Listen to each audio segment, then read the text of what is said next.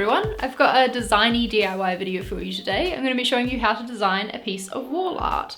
This piece that I've created goes across two frames, which I quite like the look of, and it's inspired by music obviously. So I'm going to be showing you how to make something similar to this using Photoshop. You're going to learn a bit about blending modes and composition. Should be good, so let's get into it. The frames I'm using for this DIY are these Fiskbo frames from IKEA. They're 13 centimeters wide and 18 centimeters tall, so to start my design I'm making a Photoshop document that's the right height but double the width. That way I can split the image in two later on. Make sure that the resolution is 300 and the color mode is set to CMYK because both of those things are important for print documents. The photo that I'll be using is this one that I took of the crowd at the Muse Secret Show last year. You want something that captures an environment or a scene you love and that has some depth to it for texture. Drop it into the document and then we need to create some guides to help us compose the image. This here is a plugin called Guide that I highly recommend for Photoshop. It's very useful.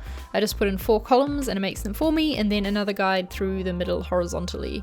Now you can see where your image will be split, as well as where the middle is of each individual image on each side. That way you can arrange your photo accordingly. See how I'm making sure this guy on someone's shoulders is positioned in a good spot. Next we're adding a gradient layer, and this is going to set the color tones for the photograph, so I'm making mine bright purple in the middle and darker at the edges, and then angling the gradient a bit.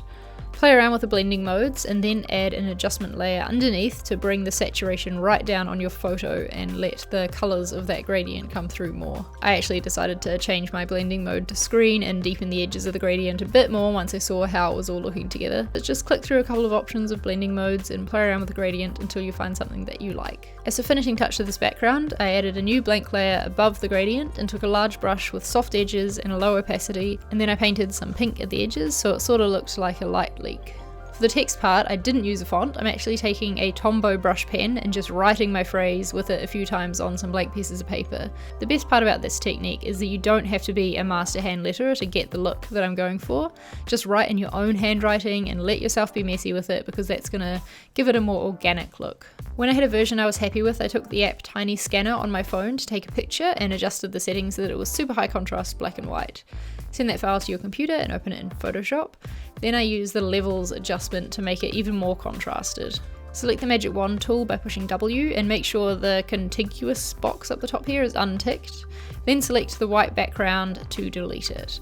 Now you can just draw a section around each piece of lettering and copy it onto your background. Once again, you can just play around with the blending mode options until you find one you like on your photo. I settled on using the color dodge mode, but as you can see there were some places where the background was just a bit too bright, so I added a blank layer underneath that saturation adjustment and painted with that large soft brush in the areas that were too light, and as you can see that gave it a bit of contrast and let the text stand out a bit more. That's my image done, so I saved it as a PDF and then dropped it into an A4 file in Adobe InDesign. I'm going to be printing it on an A4 printer, so I just wanted to make sure it fit on the page nicely, and I also added a midpoint line above and below so that I can use that to help me cut out the image properly later. Once you've printed the file, take a metal ruler and a craft knife and cut each side of the image out. Then you can open up your frames and put your images inside. I love how this piece of wall art turned out. I think it looks really lively and that the messy text works well with the messy nature of the crowd at a live show. If you use a photo that you took for this DIY, I think it's a really cool way to make a piece of art from a memory that you have. I hope you enjoyed that DIY design tutorial. Please remember, if you try this out for yourself, you don't need to try and make yours look exactly like mine. Just pick a subject matter that means a lot to you and base your wall art on that. And you can use the techniques that I showed you in this video on your own photo and on a phrase that means something to you. If you did enjoy this DIY, please make sure you give it a thumbs up. And if you are new to my channel, make sure you hit that subscribe button. That way my videos will pop up in your subscription feed every week, which happens every Tuesday and Saturday.